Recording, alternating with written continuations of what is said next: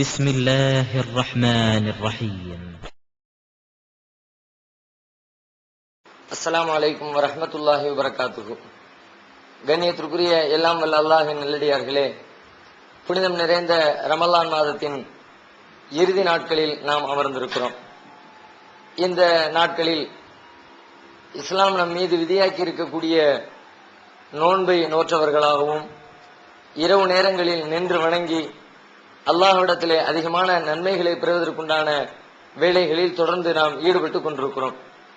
இந்த தருணத்தில் நபிகள் நாயகம் ஸல்லல்லாஹு அலைஹி வஸல்லம் அன்னவர்கள் நோன்பு, அது தவிர்த்து தொழுகை, இன்னவர வழிபாடுகளோடு சேர்த்து இன்னொரு மிக முக்கியமான கடமையை நம் மீது விதியாக்கி இருக்கிறார்கள். அதுதான் பெருநாள் தினத்தன்று ஏழை எளிய மக்கள் பயன்பெறுகிற விதத்திலே வழங்கப்படுகிற பெருநாள் தின தர்மம் என்று அழைக்கப்படுகிறது. இதை பற்றி அன்னலம் பெருமகனார் நபிகள் நாயகம் ஸல்லல்லாஹு அலைஹி வஸல்லம் அவர்கள் சொல்லுகிற பொழுது, ஃபரல ரசூலுல்லாஹி ஸல்லல்லாஹு அலைஹி வஸல்லம் ஜகாத்தல் ஃபித்ரி சாஅம் மின் தமரின் அவ் சாஅம் மின் ஷஈரின் அலல் அப்தி வல் ஹுர்ரி வல் ஸகரி வல் உன்ஸா வஸ் ஸகீரி வல் கபீரி மினல் முஸ்லிமீன். நபிகள் நாயகம் ஸல்லல்லாஹு அலைஹி வஸல்லம் அவர்கள் சொல்கிறார்கள், ரசூல் ஸல்லல்லாஹு அலைஹி வஸல்லம் அவர்கள் ஃபித்ர், ஜகாத்துல் ஃபித்ர் அதனை கடமையாக்கினார்கள், ஃபரல கடமையாக்கினார்கள். எவ்வளவு கடமையாக்கினார்கள்? சாஅம் மின் தமரின், பேரித்தம்பளத்திலிருந்து ஒரு சா போன்று, கோதுமையிலிருந்து ஒரு சா என்றால் ஒரு குறிப்பிட்ட அளவு, அரபியர்களிடத்திலே அன்றைக்கு பழக்கத்திலிருந்து ஒரு அளவு, பேரித்தம்பளத்திலிருந்து ஒரு சாவோ அல்லது கோதுமையிலிருந்து ஒரு சாவோ நபிகள் நாயகம் அவர்கள் கடமையாக்கினார்கள். அடிமையின் மீதும் சுதந்திரமானவர் மீதும் ஆண்களின் மீதும் பெண்கள் மீதும் சிறுவர்கள் மீதும் பெரியவர்கள் மீதும் முஸ்லிம்களில் இருக்கிற அத்தனை பிரிவினர் மீதும் நபிகள் நாயகம் ஸல்லல்லாஹு அலைஹி வஸல்லம் அவர்கள் கடமையாக்கினார்கள் என்ற செய்தியினை புகாரியிலே 1503வது செய்தியாக நாம் பார்க்கிறோம்.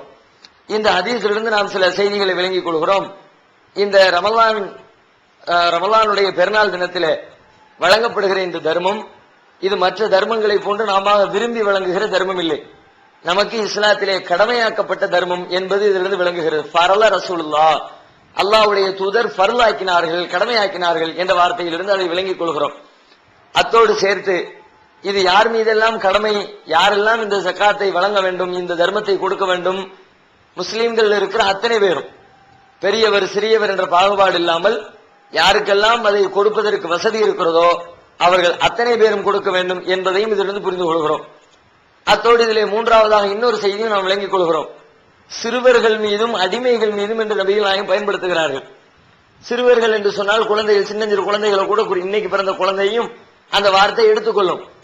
அந்த குழந்தையின் மீது கொடு என்று சொன்னால் அந்த குழந்தை எவ்வாறு கொடுக்கும்? அது சுயமாக கொடுக்க முடியாது. அதற்கு யார் பொறுப்பாளியாக இருக்கிறார்களோ அவர்கள் தான் அதற்குரிய அந்த தர்மத்தை கடமையை நிறைவேற்ற முடியும். அப்படியானால் அது நமக்கு இன்னொரு செய்தியை தருகிறது. நம்முடைய பொறுப்பில் யாரெல்லாம் இருக்கிறார்களோ அவர்களாக சுயமாக சம்பாதித்து பொருளாதார தன்னிறைவு இல்லாத நிலையில் நம்முடைய பொருளாதாரத்தை கொண்டு வாழ்க்கை நடத்தி கொண்டிருக்கிறவர்கள், நமது பிள்ளைகள் அல்லது நம்முடைய பெற்றோர்கள், முதிய பெற்றோர்களா இருக்கிறாங்க, நம்முடைய பொறுப்பில் யாரெல்லாம் இருக்கிறார்களோ அவர்களுக்கும் சேர்த்து சம்பந்தப்பட்ட பொறுப்பாளிகள் வழங்க வேண்டும் என்பதையும் இதிலிருந்து புரிந்து கொள்கிறோம். அதிலேயும் இன்னொரு செய்தியும் கூடுதலாக விளங்கிக் கொள்ள முடிகிறது. இவை அனைத்துமே முஸ்லீம்களில் இருக்கிறவர்களுக்கு மாத்திரம்தான். நம்முடைய பொறுப்புல ஒரு முஸ்லீம் அல்லாத ஒருத்தர் நம்ம எடுத்து வளர்க்கிறோம் வைத்துக் கொள்வோம். யாரோ ஒருவர் முஸ்லீம் அல்லாதவர் நம்முடைய பொறுப்பின் கீழ் இருந்தால் அவர்களுக்காக நாம் இந்த தர்மத்தை, இந்த கடமையை நிறைவேற்ற வேண்டிய அவசியம் இல்லை. முஸ்லீம்களில் முஸ்லீமாக இருந்து யார் நம்முடைய பராமரிப்பில் இருக்கிறார்களோ அவர்களுக்கு தான் இந்த கடமையை, இந்த தர்மத்தை நாம் செய்ய வேண்டும், அவர்களைத்தான் இந்த கணக்கிலே சேர்த்துக் கொள்ள வேண்டும் என்பதையும் இதிலிருந்து நாம் விளங்கிக் கொள்கிறோம். அத்தோடு இந்த ஹதீஸில் இன்னொரு செய்தியும் நாம் புரிந்து கொள்கிறோம். எவ்வளவு கொடுக்க வேண்டும் அதனுடைய அளவும் இந்த ஹதீஸில் சொல்லப்பட்டிருக்கிறது. பெருநாள் அன்னைக்கு நீங்க கொடுங்கள் என்றால் எவ்வளவு கொடுக்க வேண்டும்? நபிகள் நாயகம் எவ்வளவு கொடுத்தார்கள்?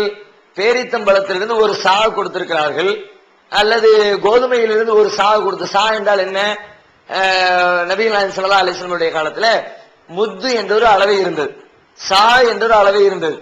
முத்து என்று சொன்னால் நமது கைகளை, இரண்டு கைகளையும் சேர்த்து ஒரு தடவை இப்படி அள்ளி போட்டால் அதைத்தான் முத்து என்ற வார்த்தையால் அளவால் குறிப்பிடுவார்கள்.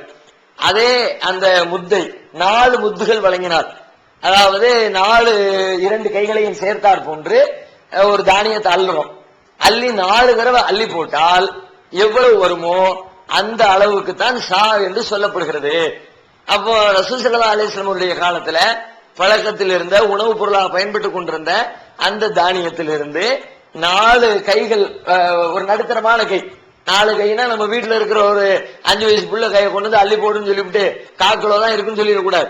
ஒரு நடுத்தரமான மனிதருடைய ஒரு நடுத்தரமான கைகளை கொண்டு 4 அள்ளி போட்டு கணக்கு பார்த்தால் கிட்டத்தட்ட இன்றைய கணக்குப்படி, இன்றைய நாம் பழக்கத்தில் வைத்திருக்கக்கூடிய அளவு தராசு நிர்வாகிகளின் அளவுப்படி அளந்து பார்த்தால் ஒரு ஏறத்தாழ 2.5 கிலோ மதிப்புள்ள அளவு வருகிறது அந்த 4 கைகளுக்கு இணையான அளவு. அப்ப நாம பெருநாள் அன்னைக்கு கொடுக்க வேண்டிய அந்த தர்மம் தானியம் 2.5 கிலோ அளவிற்கு தர்மம் செய்ய வேண்டும் என்பதையும் இதிலிருந்து நாம் விளங்கிக் கொள்கிறோம். அடுத்து நபிகள் நாயகம் ஸல்லல்லாஹு அலைஹி வஸல்லம் அவர்கள் சொல்கிறார்கள், எதற்காக இந்த தர்மத்தை ஏன் கொடுக்க சொல்றாங்க அதையும் ரசூலுல்லாஹ் நமக்கு விளக்குறாங்க. அபூதாவுதுல 1371வது ஹதீஸாக பதிவு செய்யப்பட்டிருக்கிறது. ஃபரவ ரசூலுல்லாஹி ஸல்லல்லாஹு அலைஹி வஸல்லம் ஜகாத்துல் ஃபித்ரி லிஸ்ஸாயிமி, நோன்பாளிக்கு நபிகள் நாயகம் ஸல்லல்லாஹு அலைஹி வஸல்லம் இந்த ஜகாத்துல் ஃபித்ரை கடமையாக்கினார்கள். மினல் லிஸ்ஸாயிமி மினல் லக்வி வர்ரஃப்ஸி வதுஅமத்தல் லில் மசாகீனி, நோன்பாளியினுடைய அந்த நோன்பு நேரத்துல அவர்களுக்கு நம்ம ஒரு ஒழுக்க கட்டுப்பாடுகள் நமக்கு சொல்லித் தரப்பட்டிருக்கிறது, விதிமுறைகள் சொல்லித் தரப்பட்டிருக்கிறது. ஆனால் நம்மையும் அறியாமல் சில நேரத்துல நோன்பு வைத்திருக்கிறவர்கள் அந்த விதிமுறைகளை மீறி இருக்கலாம், சின்ன சின்ன அளவில் சிறு சிறு தவறுகள் செய்திருக்கலாம், நோன்பினுடைய முழுமையான நன்மையை குறைக்கக்கூடிய ஒரு சின்ன சின்ன அளவிலான குற்றங்குறைகளில் ஈடுபட்டிருக்கலாம். அந்த குற்றங்குறைகளுக்கு பரிகாரமாக இந்த தர்மம் ஏன் என்றால் நாம நோன்புல செஞ்ச குறைபாடுகளுக்கு பரிகாரமாக அமைவதற்காகவும். அடுத்து சொல்றாங்க துழுமத்தல் லில் மசாக்கீன், ஏழைகளுக்கு உணவாக அந்த நாள்ல பெருநாள் தினத்துல மற்றவங்க எல்லாம் எப்படி சந்தோஷமா உணவு அருந்தி சாப்பிட்டு மகிழ்ச்சியோடு இருக்கிறார்களோ அதே போன்று ஏழை எளிய மக்களும் அந்த பெருநாள் தின மகிழ்ச்சியை அனுபவிக்க வேண்டும் என்பதற்காக அவங்களுக்கு உணவாக அவங்க திருப்தியா சந்தோஷமா சாப்பிட்டு இருக்கணும்ன்றதுக்காக அதற்காகவும் இந்த தர்மத்தை நபிகள் நாயகம் ஸல்லல்லாஹு அலைஹி வஸல்லம் அவர்கள் கடமையாக்கி இருக்கிறார்கள் என்பதை நாம் இந்த ஹதீஸிலிருந்து நாம் விளங்கி, இந்த 2 காரணத்திற்காக அது நம் மீது கடமையாக்கப்பட்டிருக்கிறது என்பதை நாம் புரிந்து கொள்கிறோம். இதுல இன்னொரு செய்தியை நாம விளங்க கடமைப்பட்டிருக்கிறோம். என்னன்னா, ஏழைகளுக்கு உணவு கொடுக்கிறோம்ல, இந்த நோக்கத்துல முக்கியமான நோக்கம் ஏழைகளுக்கு உணவு கொடுத்தல், உணவாக இருக்க வேண்டும். ரசூலுல்லாஹ் என்ன கொடுத்தாங்க, அந்த காலத்துல அவங்களுக்கு என்ன பயன்பாட்டுல உணவாக பயன்பட்டு கொண்டிருந்ததோ அதைத்தான் நபிகள் நாயகம் அவர்கள் கொடுத்தார்கள். அந்த காலத்துல என்ன பயன்பாட்டில் இருந்தது உணவு பொருளாக, பேரித்தம்பழம் ஒரு உணவாக பயன்பட்டது, ரசூலுல்லாஹ் அதுல இருந்து கொடுத்தாங்க. கோதுமை ஒரு உணவாக பயன்பட்டது, நபிகள் நாயகம் அந்த கோதுமையிலிருந்து கொடுத்தாங்க. இன்னைக்கு நாம அந்த கோதுமையையும் பேரிச்சம்பழத்தையும் தான் கொடுக்கணும்னு எடுத்துக்கொள்ள கூடாது. நம்மிடத்துல என்ன பழக்கத்துல இருக்குதோ, எந்த ஊர்ல என்னென்ன பொருள் பயன்பாட்டில் இருக்குதோ அவர்கள் அந்தந்த ஊர் தானியத்திலிருந்து கொடுக்கணும். சில ஊர்களில் கேழ்வரகு சாப்பிடுறாங்களா, கேழ்வரகுல இருந்து கொடுக்கணும். அது மாதிரி இப்ப பெரும்பாலானவர்கள் இன்றைக்கு உலகம் முழுவதிலுமே பெரும்பாலும் உண்ணப்படுகிற உணவு என்று எடுத்துக்கொண்டால் அரிசி உணவைத்தான் பெரும்பாலானவர்கள் சாப்பிட்டு கொண்டிருக்கிறோம். அந்த அடிப்படையில் இன்றைக்கு நாம் கொடுக்க வேண்டிய உணவு பொருள் என்ன என்று பார்த்தால் எல்லாரும் பயன்படுத்தக்கூடிய அரிசியை தான் நம்ம அந்த நாளுடைய தர்மமாக வழங்க வேண்டும் என்பதை புரிந்து கொள்கிறோம். இப்ப அரிசியை மட்டும்தான் கொடுக்கணுமா? அன்னைக்கு பேரிச்சம்பழத்தை கொடுத்தாங்கன்னா பேரிச்சம்பழம் மட்டுமே உணவா இருந்துச்சு, பேரிச்சம்பழத்தை கொடுத்தாங்க. இப்ப நாம பெரும்பாலும் அரிசியை சாப்பிடுறோம், அரிசியை மட்டும் கொடுக்க முடியுமா? அரிசியை மட்டுமே திங்க முடியும், வெறும் அரிசியை ஆக்கி சாப்பிடுறதா? அப்படி பழக்கம் இல்லையே. அரிசியோட சேர்த்து உண்ணக்கூடிய உணவு பழக்கத்தை தான் இன்னைக்கு நம்ம பழக்கத்துல வச்சிருக்கிறோம். அதுக்கு சால்னா வேணும், இறைச்சி வேணும், அதை சுவை கூட்டி சாப்பிடக்கூடிய பழக்கம் தான் இன்றைக்கு நடப்பில இருக்கிறது.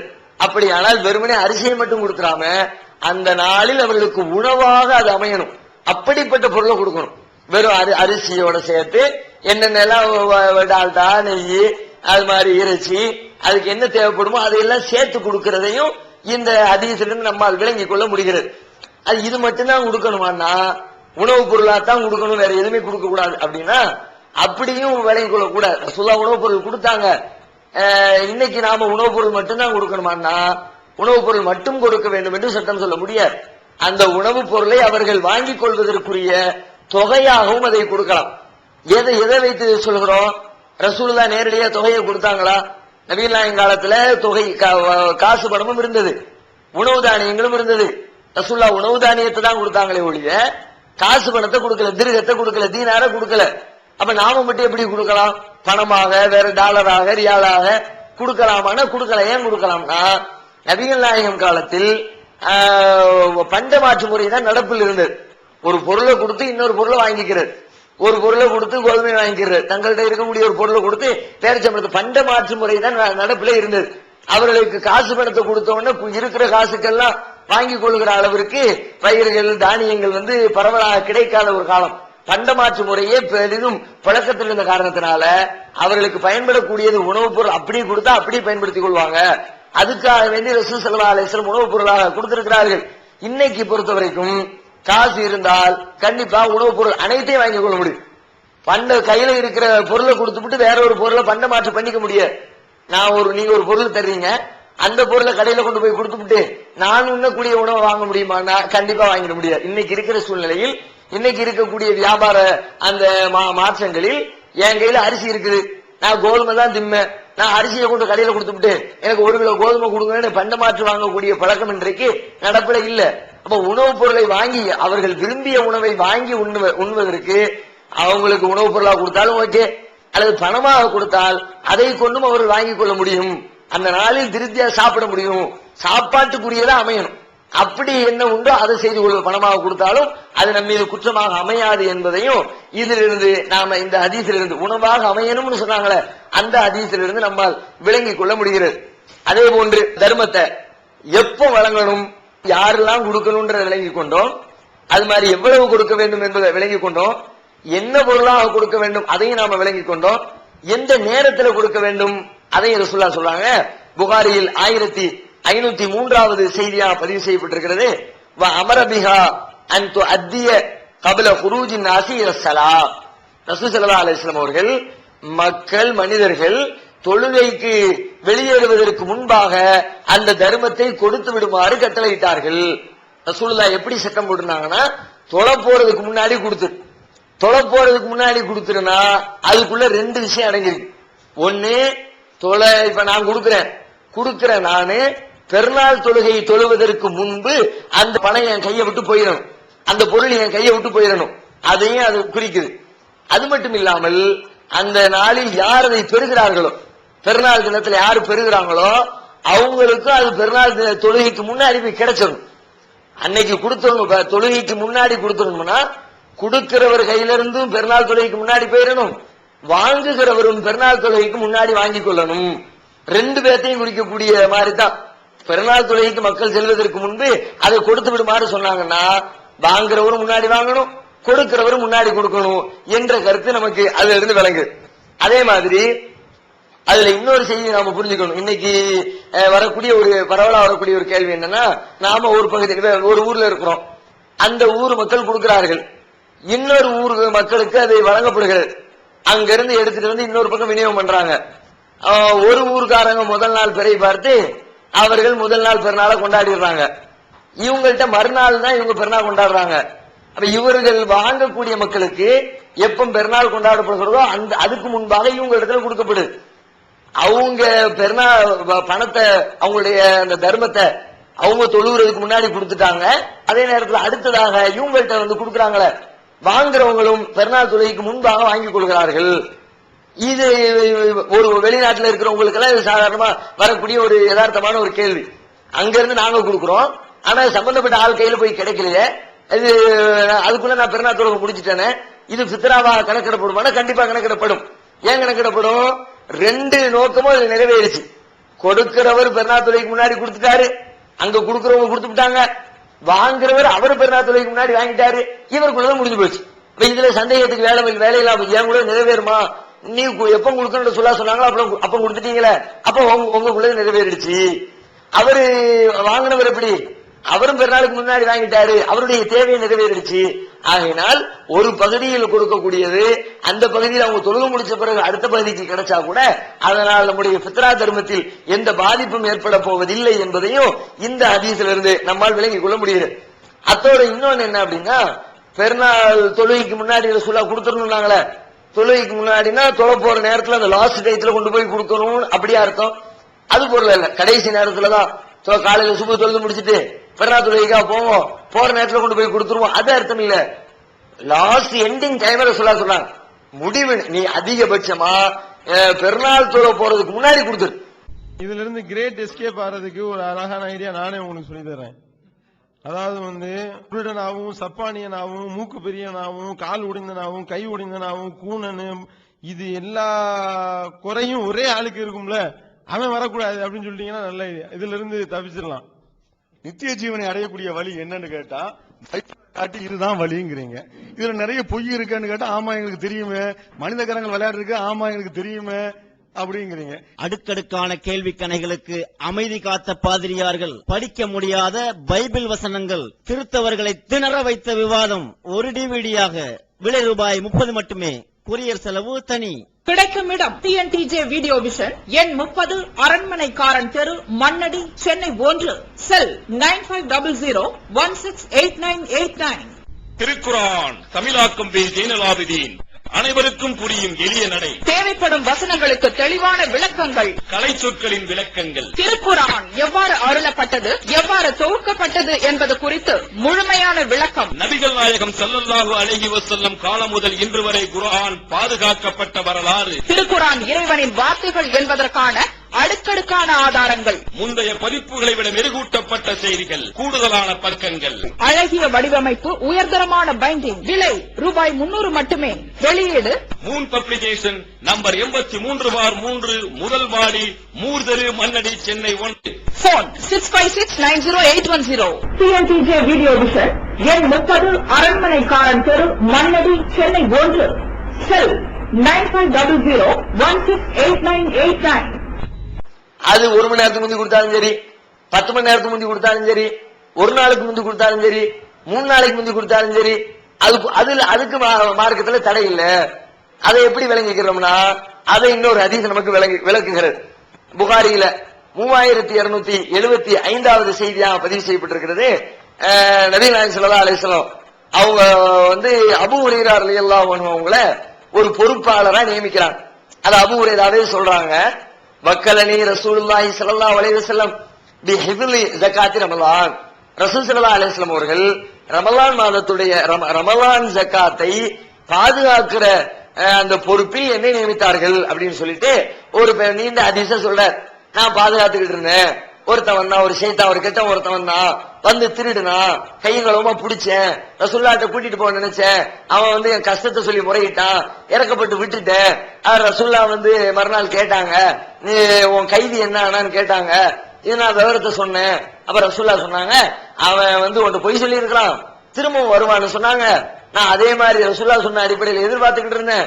2ஆம் நாளும் வந்தான், அதே மாதிரி திருடுனா, நான் பிடிச்சி இழுத்தேன், திரும்பவும் முறையிட்டான், 2ஆம் நாளும் மன்னிச்சேன், திரும்ப 3ஆம் நாள் வந்தான், இப்படி போல் ஆயத்துல் குர்சியை கற்றுக் கொடுத்தா இப்படிலாம் வருது.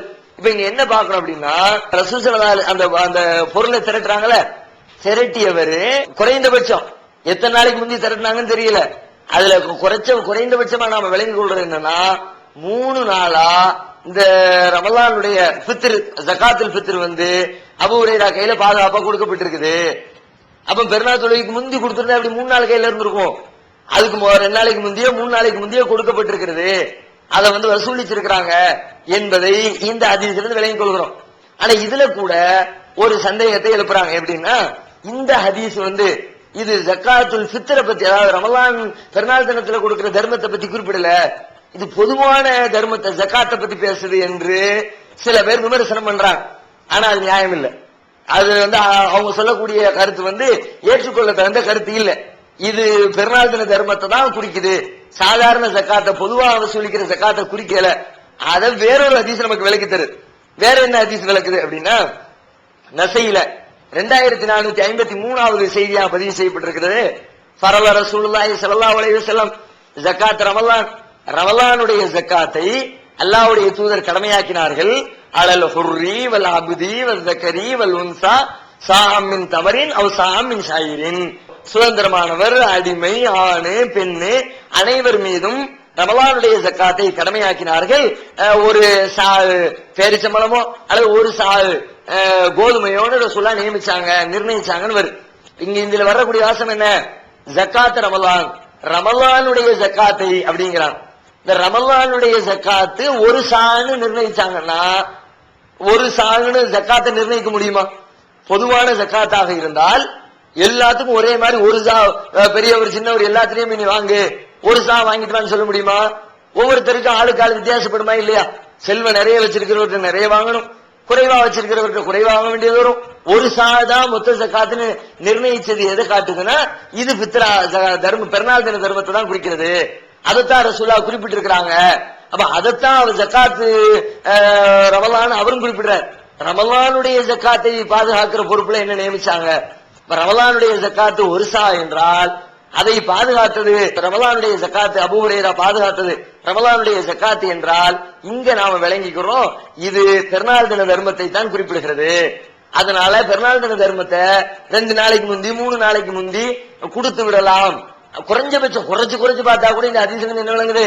3 நாள் அபூ ஹுரைராவுடைய கஸ்டடியில் இருந்தது என்றால் 3 நாளைக்கு முந்தியாவது கொடுத்துடலாங்கிறத இதுல இருந்து விளங்கிக் கொள்ள முடிகிறது. அடுத்து இதுல இன்னொரு செய்தி விளங்குது. என்னன்னா இந்த ஜகாத்தை இந்த தர்மத்தை பொறுத்த வரைக்கும் தனித்தனியா கொடுக்கிறது நபிகள் நாயகத்தினுடைய மரபு இல்லை. அவங்க விருப்பப்பட்டு அவங்க ஆளு தெரிஞ்சவங்க கையில கொடுக்கிறது இல்ல, வசூலித்து கொடுத்திருக்கிறார்கள். அதையும் நம்ம புரிஞ்சுக்கிறோம். மொத்தமா வசூலிக்க போய்தான் ஒரு இடத்துல பாதுகாப்பா ஏற்படுத்தி வைக்க வேண்டியது வந்துச்சு. அப்ப மொத்தமா சேகரித்து வச்சாங்க என்பது வசூலித்திருக்கிறார்கள். எல்லா மக்கள்கிட்ட இருந்து கலெக்ட் பண்ணி வச்சு சேர்த்து வச்சு கணக்கெடுத்து மக்களுக்கு விநியோகிச்சிருக்கிறாங்க என்பதையும் இதிலிருந்து புரிந்து கொள்கிறோம். ஏன்னா இதுல ஒரு பெரிய நன்மையும் இருக்கிறது.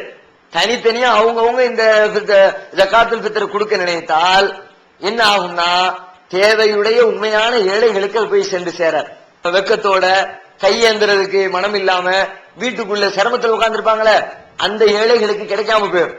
யாருக்கு கிடைக்கும்? யாரு வெக்கத்தை விட்டுட்டு கையேந்தணும் முடிவை எடுத்துட்டாங்களோ அவங்க ஊர்ல உள்ள எல்லா ஜகாத்தையும் அரிச்சு அள்ளிக்கிட்டு போயிடுவான். ஒவ்வொரு வீடா ஏற வேண்டியது எல்லா வீட்லயும் ஒரே ஆளே வாங்கிட்டு போயிடுவார். இப்ப இது மாதிரி சம்பந்தப்பட்ட ஏழைகள் அத்தனை பேருக்கும் முறையாக பகிர்ந்து வழங்கப்பட வேண்டும் என்று சொன்னால் முறைப்படி வசூலித்து விநியோகித்தால் திரும்ப ரீஎன்ட்ரி ஆரோக்கிய வேலையில் ஒரே ஆளுக்கு 2 தடவை கிடைக்கிறதுங்கிற அந்த பேச்சு அடிபட்டு போகும். எனவே ரசூலுல்லாஹ் வசூலித்திருக்கிறார் என்பது விளங்குகிறது. நாமும் அந்த வசூலித்து விநியோகம் செய்வது சிறந்த நடைமுறை என்பதும் இந்த ஹதீஸிலிருந்து நம்மால் புரிந்து கொள்ள முடிகிறது. அதே மாதிரி அதுல இந்த ஃபித்ர் ஜகாத்துல் ஃபித்ர் சம்பந்தமாக நாம தெரிந்து கொள்ள வேண்டிய இன்னொரு செய்தி என்னன்னா சில பேர் சொல்றாங்க இத எங்க வசூல் பண்றோமோ அங்கதான் கொடுக்கணும் அப்படின்னு. எங்க வசூல் பண்றோமோ அதுக்கு ஏதாவது ஆதாரம் காட்டுறாங்களான்னா ஏற்க தகுந்த எந்த ஆதாரமும் இல்லை. ஒரு ஊர்ல வசூல் பண்ணா மெட்ராஸ்ல வசூல் பண்ணா மெட்ராஸ்ல தான், சவுதி அரேபியாவில் வசூல் பண்ணா சவுதி அரேபியாவில தான் அப்படின்ற மாதிரி ஒரு கருத்தை சொல்றாங்க. அந்த கருத்துக்கு திருக்குர்ஆனில் இருந்தும் ஹதீஸில் இருந்தும் ஏற்க தகுந்த ஏதேனும் ஆதாரம் காட்டுகிறார்களா என்றால் எந்த ஆதாரம் இல்லை. வேற என்ன சொல்றாங்கன்னா ஒரு ஹதீஸை கொண்டு வர்றாங்க, ஒரு ஹதீஸை காட்டி விளக்கம் சொல்றாங்க. ஆனால் அதில் அந்த ஹதீஸில் அவர்கள் என்ன வாதத்தை எடுத்து வைக்கிறார்களோ அந்த வாதத்திற்கு எந்த சான்றும் இல்லை. என்ன ஹதீஸ் அப்படின்னா புகாரியில 1395வது செய்தியாக பதிவு செய்யப்பட்டிருக்கிறது. அண்ணன் நபி ஸல்லல்லாஹு அலைஹி வஸல்லம் பாஸ முஆதன் இலல் யமனி, ரசூல் ஸல்லல்லாஹு அலைஹி வஸல்லம் அவர்கள் முஆத் இப்னு ஜபல் ரலியல்லாஹு அன்ஹு அவர்களை யமனுக்கு அனுப்பி வைக்கிறார்கள். அப்ப சொல்றாங்க உதுஹும் இலா ஷஹாதத்தி அல்லா இலாஹ இல்லல்லாஹ், அல்லாஹ்வே வணக்கத்திற்குரியவன் அவனை தவிர யாரும் இல்ல என்பதின்பால் மக்களை நீங்கள் அழைக்க வேண்டும். அன்னி ரசூலுல்லாஹ், அல்லாஹ்வுடைய தூதராக நான் இருக்கிறேன் என்ற கொள்கை என்பால் மக்களை நீங்க அழைக்கணும். பெயினும் அத்தாவுலி தாலிக்க, அந்த கொள்கையை அவர்கள் ஏற்று கட்டுப்பட்டால் பாலிம் அன்னல்லாஹ இஃப்தரலாலையும் சதகத்தன், அப்ப நீங்க அவங்களுக்கு அறிவிப்பு செய்யுங்க அவர்கள் மீது அல்லாஹ் ஜக்காத்தை கடமையாக்கி இருக்கிறான் என்பதை அவர்களுக்கு நீங்கள் அறிவிப்பு செய்யுங்கள். செஞ்சுட்டு ஃபதூகதுமின் அக்னியாயிஹிம் வ துரத்துமின் ஃபுகராயிஹிம், அவர்களில் செல்வந்தர்களிடமிருந்து வசூலித்து அவர்களின் ஏழைகளுக்கு அது விநியோகிக்கப்பட வேண்டும் என்று சொல்லி ரசூல் ஸல்லல்லாஹு அலைஹி வஸல்லம் அவர்கள் முஆதை யமனுக்கு அனுப்பி வைத்தார்கள் என்ற செய்தியை நாம் பார்க்கிறோம். இதை காட்டி அங்க அவர்களில் செல்வந்தர்கள் எடுத்து அவர்களில் ஏழைகளுக்கு கொடுக்கணும்னா அங்க உள்ளவங்களுக்கு தான் கொடுக்கணுங்கிற மாதிரி ஒரு கருத்து வருகிறது என்று சொல்றாங்க. ஆனா இந்த கருத்து, இந்த செய்தியை பொறுத்த வரைக்கும் 2 விதமான கருத்துக்களுக்கு இடமளிக்கிற தோரணைகள் தான் இந்த ஹதீஸ் இருக்கிறது. ரெண்டு என்ன கருத்து? ஒன்னு செல்வந்தர்களிடமிருந்து அவர்களில் ஏழைகளுக்கு என்றால் அந்த ஊர்ல உள்ள செல்வந்தர் அந்த ஊர்ல உள்ள ஏழைன்னு புரிந்து கொள்ள முடியும்.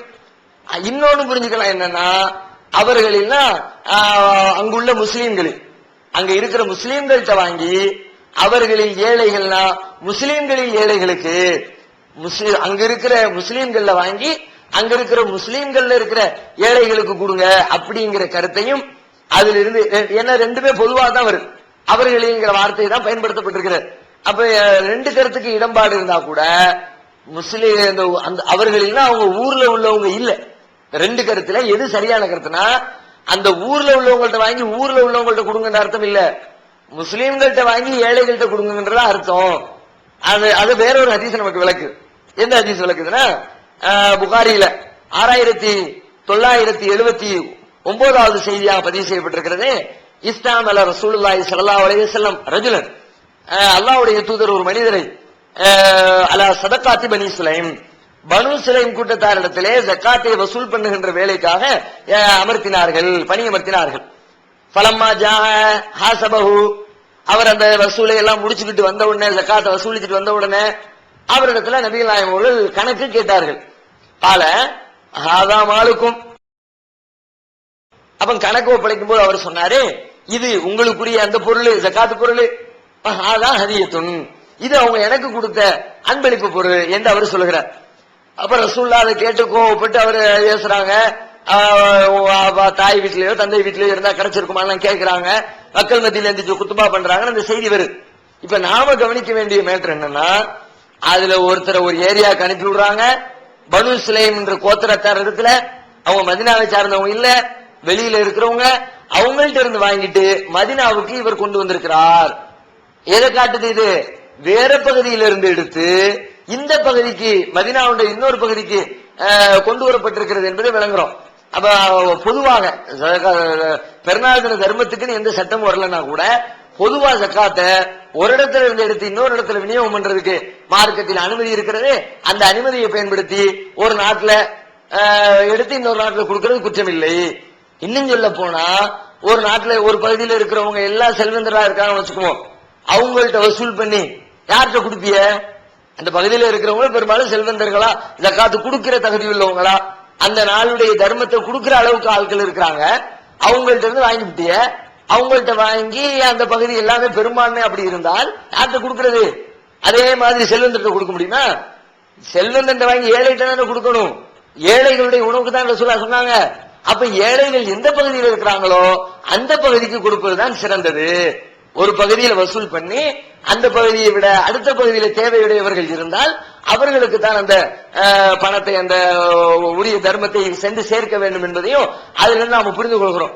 இன்னும் சொல்றதா இருந்தா, ஒரு பகுதி மக்கள் கொடுக்கறாங்க, உதாரணமா வெளிநாட்டுல இருந்து ஜக்காத்து இந்த தர்மத்தை கொடுக்கறவங்க தான் ஊர்ல தாம் பகுதி மக்களுக்கு அங்க முக்கியத்துவம் கொடுத்து அங்க அதிகமான ஏழைகள் இருக்கிறாங்க என்று சொன்னால் அதை விநியோகிக்கிறது சிறந்தது.